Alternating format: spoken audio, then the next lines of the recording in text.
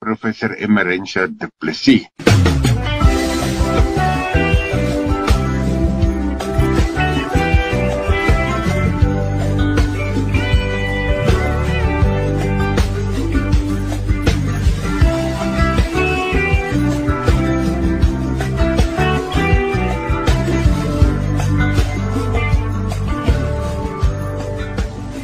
In die program Lig op Lig kyk ons elke week na aktuele sake. Hierdie week met Professor Emerentia Du Plessis en Dr. Roelie van der Spy. Professor Emerentia is verbond aan die Noordwes Universiteit en haar tema wat ons elke week op fokus is lig op eintlik deernisvolle teenwoordigheid. Hoe is ons daar waar ons moet wees? En daaroor gaan ons praat. Emerentia en Roelie. Hallo en Roelie en aan elkeen wat luister. Allemaal ook van my kant af. Dit is dan vir my lekker om te hoor dat ek julle kan hoor. En Emerentia, ek wil by jou begin en vra, ons praat vandag oor wêreld hartseer, oproep tot aksie. Hoekom hierdie tema vandag? Want ons weet dat 'n klomp goeders gebeur en daar's 'n klomp onstabiliteit in ons lewe. En eintlik voel dit vir my net soos 'n voortstuwing van, en nou is dit nog een, en dit maak dat ons amper onrustig voel oor die wêreldgebeure. Wat kan ons doen om die wêreld van onsself rustiger en kalmer te maak? Ja, dit is beslis die vraag wat ek ook vra, en dit is hoekom ek gevra dat ons vanmiddag saamgesels daaroor. Hartseer en rou, en ongelukkig pas hierdie tyd waarin ons leef dan ook baie goed in by die van hartseer en rou. En ek het ook onlangs geleer dat ons onsself moet toelaat om te voel wat ons voel, ook in hierdie tyd van die wêreld hartseer, want as ons onsself toelaat om te voel hoe ons voel, dan roep dit ons op tot aksie. En dit laat ons iets aan die saak doen, sodat ons rustiger voel daaroor en sodat ons vir ander mense kan deernisvol teenwoordig wees. As jy dit dan nou sê, dan sê jy dit na aanleiding, daar iets gebeur met jou, het jy iets beleef? In hierdie tyd wat ons so bewus is van rou en hartseer, het ek ook raak gesien dat die sangeres Nightbird, haar regte naam is Jane Marszewski, sy het kanker gehad en sy is 'n Christen gewees. En een van haar laaste sosiale media boodskappe was juist dit, dat sy vir ons aangemoedig het om te sê dat ons onsself moet toelaat om hartseer en rou te voel. En juist die feit dat sy dit gesê het, wat self in hierdie moeilike omstandighede was, dink ek maak dat ons regtig kan aandag gee aan wat sy gesê het. En sy het gesê, as jy hartseer is of rou, beteken dit nie dat jy as Christen ondankbaar is, of dat jy nie hoop het nie. Dit beteken dat jy eer gee aan dit wat jy verloor het. Dis 'n proses van dat ons sê, hierdie iets waaroor ek hartseer is regtig iets wat vir my saak maak. Dit is my manier om te sê, hierdie is belangrik vir my. En sy het gesê dat die rouproses, deur die gevoelens van hartseer en rou en die onregverdigheid van hierdie situasie en die woede daaroor en die verliesgevoelens en die onderhandelingsgevoel van as ek maar so sal optree, dan sal dit dalk gebeur. Al hierdie gevoelens om deur dit te werk is heilige werk. En hierdie gevoelens van rou en hartseer roep ons dan op tot hierdie heilige werk, om die gevoelens te voel wat ons ervaar. Kom ons vra dan vir Roelie, hierdie heilige werk, ons het spesifiek vir jou gevra om vanmiddag saam te praat. Hoe moet ons dit doen?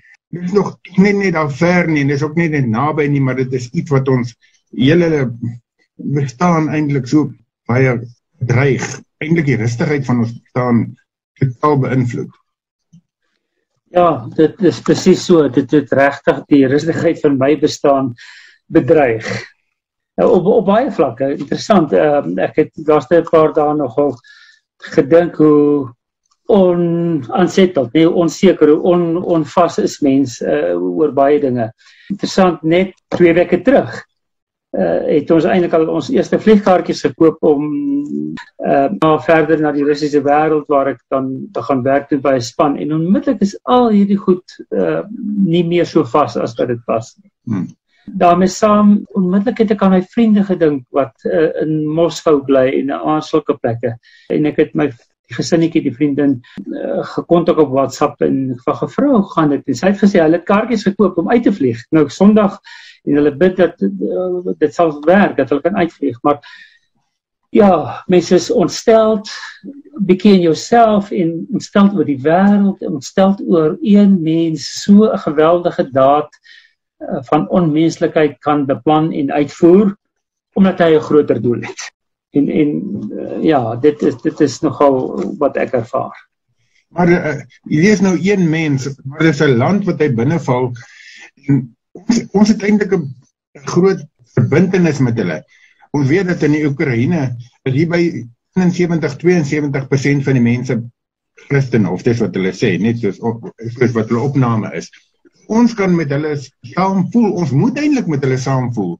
Roelie, hoe voel jy dan, moet ons hierdie heilige werk doen? Hoe moet ons hier in Suid-Afrika reageer op?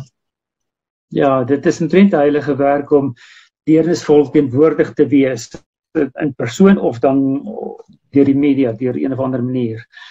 Dit is my so interessant, jy praat van die land Oekraïne wat Christenland is, maar jy weet, Rusland is ook 'n Christenland. Die ortodokse kerk is die amptelike kerk van die land. Hulle is nie amptelik kommuniste, wel hulle is kommuniste, nie amptelik ateïste nie. Hulle is amptelik Christen-ortodokse. En ek lees dit op 'n webwerf, daar staan, even though the Russian president Vladimir Putin justified his invasion of Ukraine in part as a defense of the Moscow-orientated Orthodox Church. So, dit is wat hy vir die mense sê. En ek het dit gehoor, ek het die afgelope week verskriklik baie Russiese televisie geluister, op YouTube kry mense dit direk. En hy vertel regtig vir sy mense, sy volk, hy is besig om hul land, hul kultuur, dit wat hulle is, te beskerm. En een van die dinge wat hy dan beskerm, is die kerk, want hy sê, die Oekraïne het te westers geword. Hulle is nie meer ons mense nie, ons moet hulle terugbring.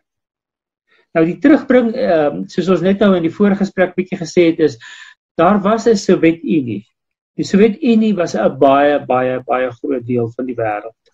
Maar in 1991 het amper al hierdie standrepublieke, soos Uzbekistan, Tajikistan, Kazakhstan en ander republieke, en Oekraïne en ander, weggebreek.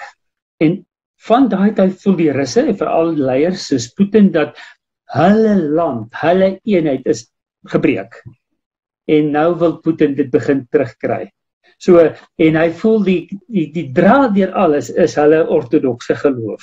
Daarmee saam sê hy dan, as hulle dan so verwesters het, en een van sy adjudante, interessant, hy praat van die westerse gees, maar die woord gees verander hy dan, en hy sê, die westerse demone, en ek het dit letterlik gelees. Hy sê, ons veg teen die westerse demone in Oekraïne, en ons moet daardie mense bevry, en dit is nou die bottom line, die basis waarop hy Putin en die hele land Rusland, hulle aanval regverdig, hulle noem dit nie 'n oorlog nie. Hulle noem dit Aswabedenie Oekraïne fascisme. Die bevryding van Oekraïne van die fasistiese magte. En fasistiese magte is natuurlik alle magte teen die regering, op watter manier ook al. En dan begin hulle dit beskryf, dit godsdienstig, ekonomies, en dan staar drugs, wat is die Afrikaans daarvoor? Ja, en hulle noem al hierdie dinge en sê, dit is waarvoor ons veg. Ons het 'n militêre aksie vir die bevryding van Oekraïne. Dit is hoe dit in die Russiese pers, televisie beskryf word. Roelie, ek wil nog een vraag vra oor Rusland spesifiek. Die mense in Rusland, ek vriende daar, en dit klink vir my as hulle, as burgers, voel eintlik dat dit 'n goeie ding is om die Oekraïne weer terug te bring in onder moeder Rusland. Hulle is nasionalisties, hulle is mense wat die land wil Putin floreer vir die Russe en die Oekraïense mense, hoe jy dit ook al sê, is twee groepe. Of voel die helfte van Oekraïne ook, hulle behoort maar eintlik by Rusland?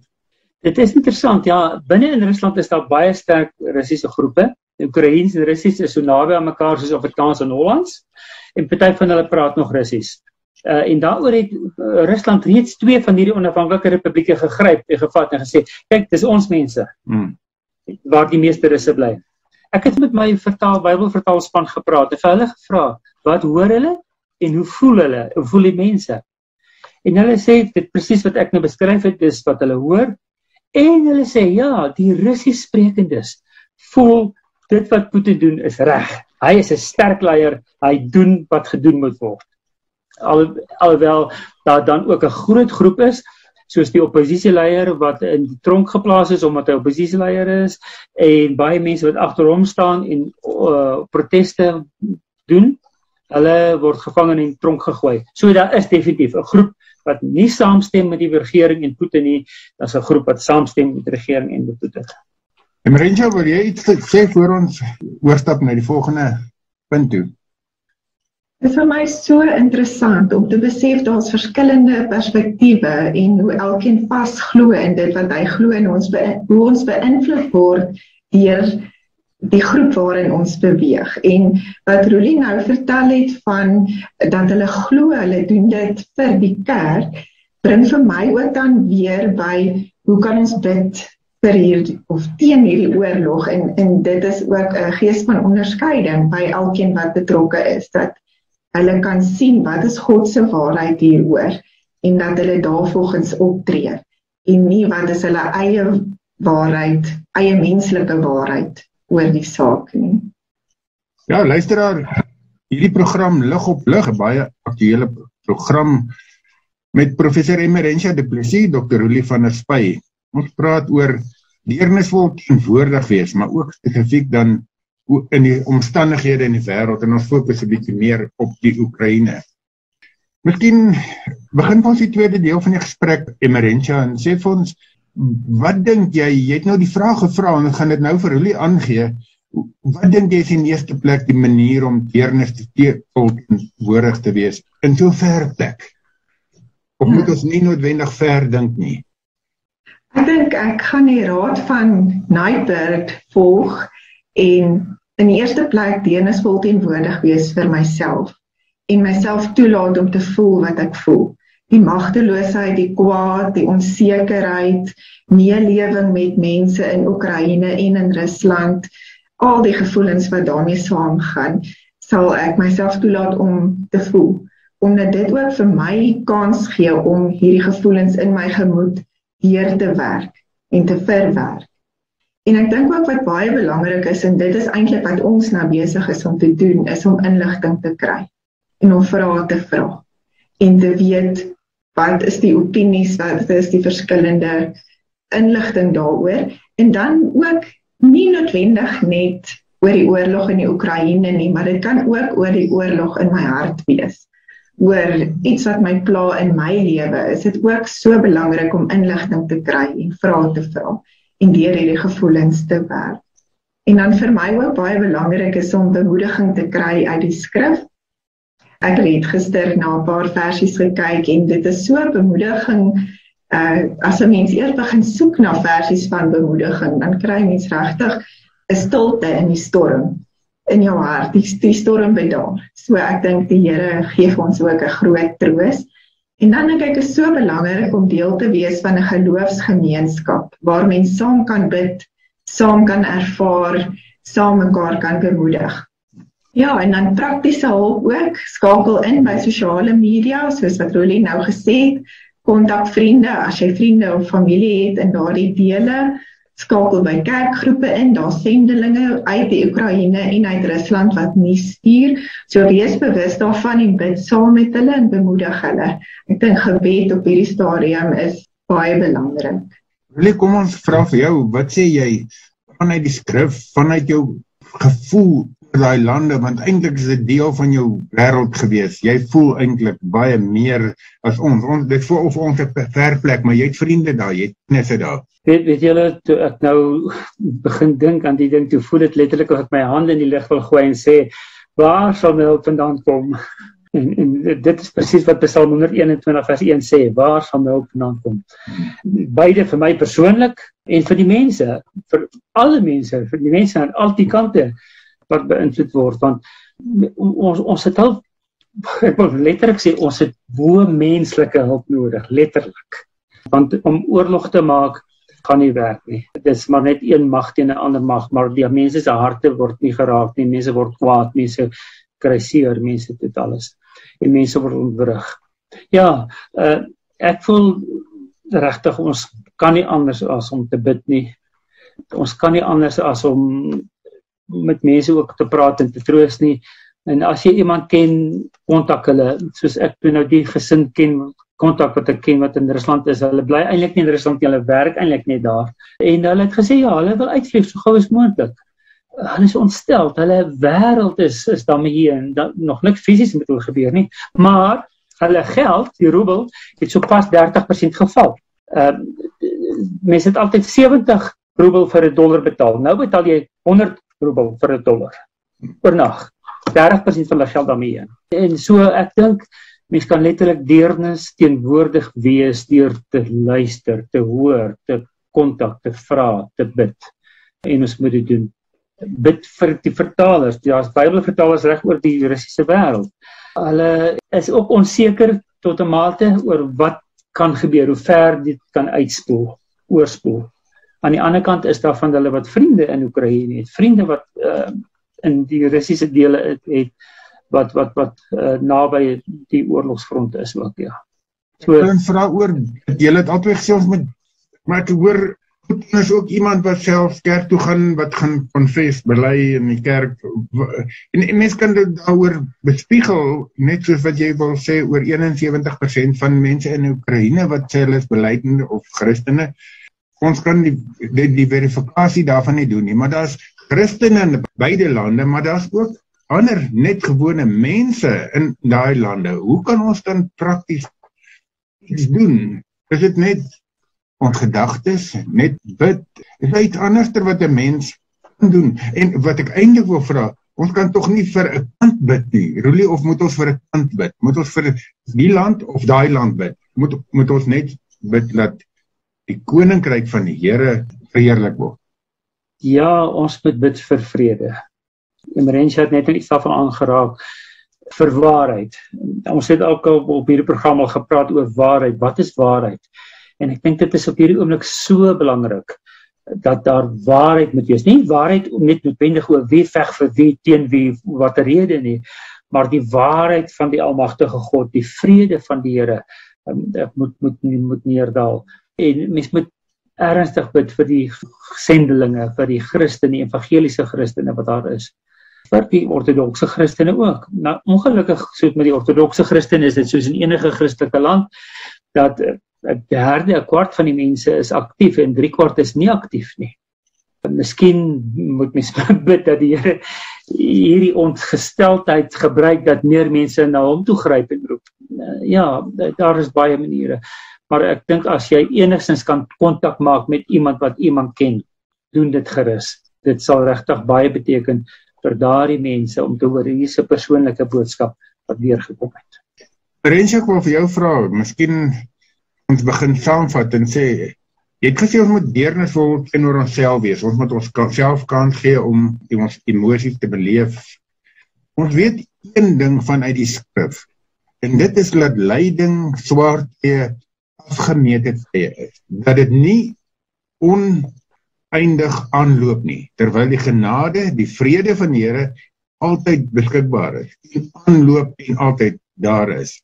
Maar tye van swaar kry, van siekte, van pes en ellende, dit is afgemete tye. Die Here gee vir ons eintlik van die begin af hierdie wonderlike troos dat daar swaar tye gaan kom, hulle dit definitief gaan verbygaan, maar sy vrede, sy genade, sy liefde, dit gaan vir altyd hou.